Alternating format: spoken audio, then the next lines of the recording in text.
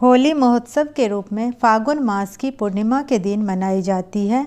यह दिन सतयुग में विष्णु भक्ति का प्रतिफल के रूप में सबसे अधिक महत्वपूर्ण दिनों में से माना जाता है। होली हिंदुओं का सांस्कृतिक, धार्मिक और पारंपरिक त्यौहार है।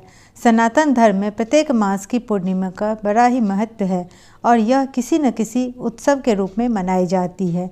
उत्सव के इसी क्रम में होली महोत्सव के रूप में फागुन मास की पूर्णिमा के दिन मनाई जाती है।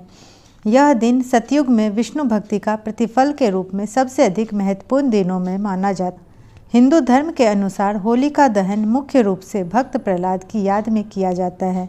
भक्त प्रहलाद राक्षस कुल में जन्मे थे, परंतु वे भगवान नारायण के अनन्य भक्त थे।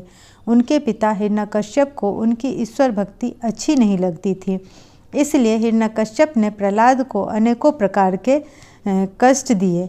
उनकी बुआ होलिका, जिसको ऐसा वस्त्र वरदान में मिला हुआ था जिसको पहनकर आग में बैठने से उसे आग नहीं जला सकती थी, होलिका भक्त प्रहलाद को मारने के लिए वह वस्त्र पहनकर उसे गोद में लेकर आग में बैठ गई।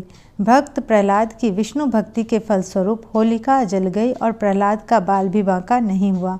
शक्ति पर भक्ति की जीत हुई खुशी में यह पर्व मनाया जाता है। शक्ति पर भक्ति की जीत की खुशी में यह पर्व मनाया जाता है। साथ में रंगों का पर्व यह संदेश देता है कि काम, क्रोध, मोह, मद एवं लोभ रूपी दोषों को त्याग कर ईश्वर की भक्ति में मन लगाना चाहिए। कामदेव की तपस्या। शिव पुराण के अनुसार हिमालय की पुत्री पार्वती शिव से विवाह हेतु कठोर तपस्या कर रही थी और शिव भी तपस्या में लीन थे।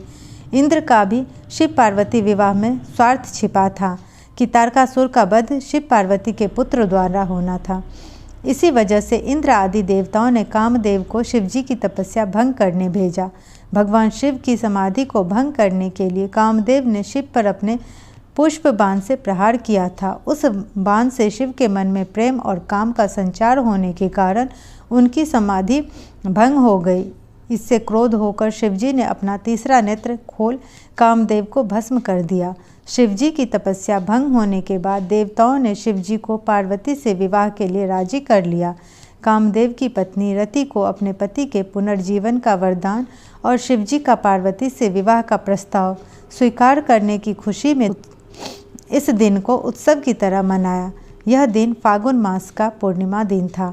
इस प्रसंग के आधार पर काम की भावना को प्रतीकात्मक रूप से जलाकर सच्चे प्रेम की विजय का उत्सव मनाया जाता है।